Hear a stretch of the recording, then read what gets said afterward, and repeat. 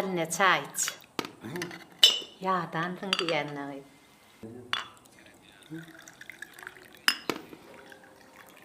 Ene. Tamam. Al çay iç.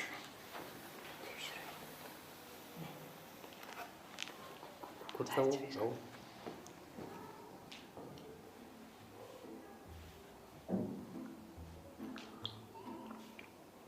Dikkim. Bayrama mağa gelyenir gay. Kovduğunu. Ha sen erte gelecek değil mi? Kim? Bayram dayın değil mi? Yok gel.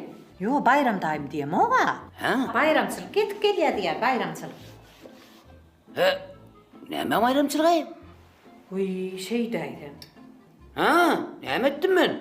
Vay gelip sonra da. Hiç de dedin yok da. Neme burada et belli mi bayı? Ay nayvaş bayramçılığın bir yaptan çıkarıp koymayız. Uy. Dik doğru bunu bir et geliyordur o. Ha?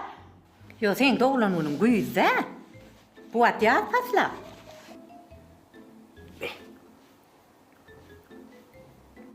Ha. Ana.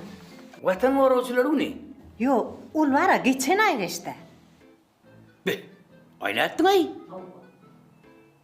Ben onu neymiş bilmeyenlerin. Ya soğudanmadığımız için bilmedim mi kan? Ha? Vay tikkim kayışarlık kurulan olmaz ana. Yok. Kıyşarlamak. Be.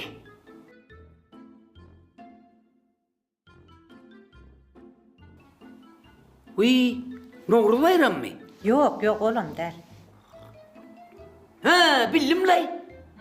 Bedi o bayram oluyor lak geli. Yok yok yok. Ha bildim. Hala bayramçılık etkili. Yok la gayet.